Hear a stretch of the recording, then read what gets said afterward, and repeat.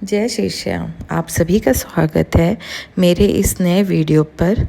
आशा करती हूँ कि आप सभी स्वस्थ होंगे और तंदुरुस्त होंगे। आज मैं इस वीडियो पर आपको श्री श्याम बाबा की निर्जला एकादशी व्रत के बारे में बताने जा रही हूँ, जो कि 6 जून को है। तो वो है इस प्रकार। हम सभी जानते हैं कि श्याम बाबा का निर्जला एकादशी व्रत आने वाला है, जो कि 6 जून को है। और इस निर्जला एकादशी व्रत को रखने से लोगों की मनोकामनाएं पूरी होती है। जैसे मैं बताना चाहूँगी आपको निर्जला एकादशी व्रत की कथाएं, जो कि इस प्रकार हैं। शौनक आदि 88,000 ऋषि मुनि बड़ी श्रद्धा से इन एकादशियों की कल्याणकारी व पापनाशक रोचक कथाएं सुनकर आनंद मगन हो रहे थे। अब सबने ज्येष्ठ माह के शुक्ल पक्ष की एकादशी की कथा सुनने की प्रार्थना की। तब शुक्ल पक्ष की एकादशी की कथा सुनने की उन्होंने प्रार्थना की। तब सूत जी ने कहा, महर्षि व्यास ने एक बार भीमसेन ने कहा, हे पितामह, भ्राता युधिष्ठिर, माता कुंती, द्रौपदी, अर्जुन, नकुल और सहदेव आदि एकादशी के दिन व्रत करते हैं और मुझे भी एकादशी के दिन अन्न खाने को मना करते हैं। मैं उनसे कहता हूँ कि भाई, मैं भक्ति पूर्वक भगवान की पूजा कर सकता हूँ और दान दे सकता हूँ, किंतु मैं भूखा नहीं रह सकता। इस पर महर्षि व्यास ने कहा, हे भीमसेन, वे सही कहते हैं। शास्त्रों में वर्णित है कि एकादशी के दिन अन्न नहीं खाना चाहिए। यदि तुम नरक को बुरा और स्वर्ग को अच्छा समझते हो तो प्रत्येक माह की दोनों एकादशियों को अन्न नहीं खाया करो। महर्षि व्यास की बात सुन भीमसेन ने कहा, हे पितामह, मैं आपसे पहले ही कह चुका हूँ कि मैं दिन तो क्या, एक समय भी भोजन किए बिना नहीं रह सकता। फिर मेरे लिए पूरे दिन का उपवास करना क्या संभव है? मेरे पेट में अग्नि का वास है, जो ज़्यादा अन्न खाने पर ही शांत होती है। यदि मैं प्रयत्न करूं तो वर्ष में एक एकादशी का व्रत अवश्य कर सकता हूं। अतः आप मुझे कोई एक ऐसा व्रत बतलाइए जिसके करने से मुझे स्वर्ग की प्राप्ति हो सके। भीमसेन की बात सुन व्यास जी ने कहा, हे पुत्र, बड़े बड़े ऋषि और महर्षियों ने बहुत से शास्त्र आदि बनाए हैं। यदि कलयुग में मनुष्य उनका आचरण करे तो अवश्य ही मुक्ति को प्राप्त होता है। उनमें धन बहुत कम खर्च होता है। उनमें से जो पुराणों का सार है वह यह है कि मनुष्य को दोनों पक्षों की एकादशियों का व्रत करना चाहिए। इससे उन्हें स्वर्ग की प्राप्ति होती है। महर्षि व्यास ने कहा, हे वायुपुत्र, वृषभ संक्रांति और मिथुन संक्रांति के बीच में ज्येष्ठ माह की शुक्ल पक्ष की एकादशी आती है। उसका निर्जल व्रत करना चाहिए। इस एकादशी के व्रत में स्नान और आचमन करते समय यदि मुख में जल चला जाए तो इसका कोई दोष नहीं है, किंतु आचमन में 6 मास जल से अधिक जल नहीं लेना चाहिए। इस आचमन से शरीर की शुद्धि हो जाती है। आचमन में मासे से अधिक जल मदपान के समान है।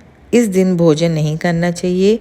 भोजन करने से व्रत का नाश हो जाता है। सूर्योदय से सूर्यास्त तक यदि मनुष्य जलपान ना करे तो उससे 12 एकादशियों के फल की प्राप्ति होती है। द्वादशी के दिन सूर्योदय से पहले ही उठना चाहिए। इसके पश्चात भूखे ब्राह्मण को भोजन कराना चाहिए। तत्पश्चात स्वयं भोजन करना चाहिए। हे भीमसेन, स्वयं भगवान ने मुझसे कहा था कि इस एकादशी का पुण्य सभी तीर्थों और दान के बराबर है। एक दिन निर्जला रहने से मनुष्य पापों से मुक्त हो जाता है। जो मनुष्य निर्जला एकादशी का व्रत करते हैं उन्हें मृत्यु के समय भयानक यमदूत नहीं दिखाई देते, बल्कि भगवान श्री हरि के दूत स्वर्ग से आकर उनके पुष्पक विमान पर बैठ कर स्वर्ग को ले जाते हैं। संसार में सबसे उत्तम निर्जला एकादशी का व्रत है। अतः यत्नपूर्वक इस एकादशी का निर्जल व्रत करना चाहिए। इस दिन ओम नमो भगवते वासुदेवाय इस मंत्र का उच्चारण करना चाहिए। इस दिन गौदान करना चाहिए। इस एकादशी को भीमसेनी या पांडव एकादशी भी कहते हैं। निर्जल व्रत करने से पहले भगवान का पूजन करना चाहिए और उनसे प्रार्थना करनी चाहिए कि हे प्रभु, आज मैं निर्जल व्रत करता हूँ, जिसके दूसरे दिन भोजन करूँगा। मैं इस व्रत को श्रद्धापूर्वक करूँगा, मेरे सब पाप नष्ट हो जाएं। इस दिन जल से भरा हुआ घड़ा वस्त्र आदि से ढक कर स्वर्ण सहित किसी सुपात्र को दान करना चाहिए। इस व्रत के अंतराल में जो मनुष्य स्नान तप आदि करते हैं उन्हें करोड़ फल स्वर्णदान का फल प्राप्त होता है। जो मनुष्य इस दिन यज्ञ होम आदि करते हैं उसके फल का तो वर्णन भी नहीं किया जा सकता। इस निर्जला एकादशी के व्रत के पुण्य से मनुष्य विष्णु लोक को जाता है। जो मनुष्य इस दिन अन्न खाते हैं उनको चंडाल समझना चाहिए, वे अंत में नरक में जाते हैं। ब्रह्मा, हत्यारे, मदमान करने वाले, चोरी करने वाले, गुरु से ईर्ष्या रखने वाले, झूठ बोलने वाले भी इस व्रत को करने से स्वर्ग के भागी बन जाते हैं। हे अर्जुन, जो पुरुष या स्त्री इस व्रत को श्रद्धापूर्वक करते हैं उनके निम्नलिखित कर्म हैं।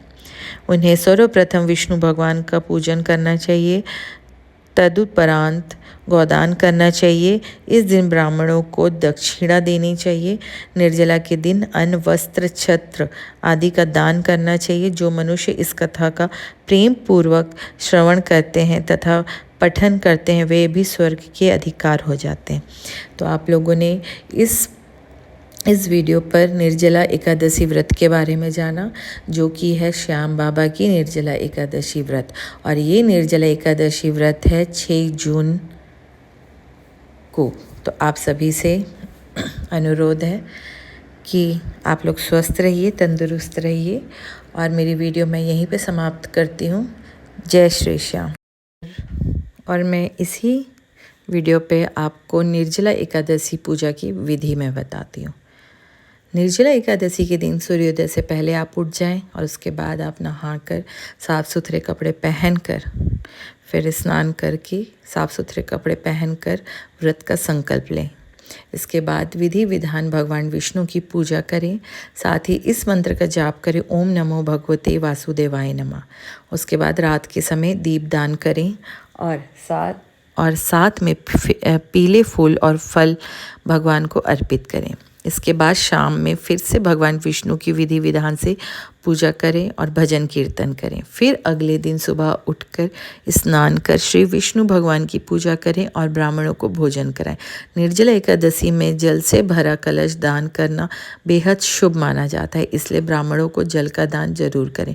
ब्राह्मणों के भोजन करने के बाद व्रत का पारण कर लें। तो इस प्रकार से आप 6 जून जो 2025 को जो एकादशी निर्जला एकादशी पड़ रही है उस दिन आप इस तरह से, इस प्रकार से, इस पूजा विधि से आप निर्जला एकादशी व्रत कर सकते हैं। जय श्री श्याम, जय खाटू। अंत में मैं आप लोगों से यही गुजारिश करूंगी कि आप लोग मेरी इस वीडियो पर अपना बहुत प्यार दिखाएं और लाइक और सब्सक्राइब करना ना भूलें। अगर मेरी वीडियो आपको पसंद आए तो प्लीज़ चैनल को जाके ज्वाइन कर लें और कमेंट करना ना भूलें और अपना प्यार ऐसे ही इस वीडियो पर बरसाते चलें।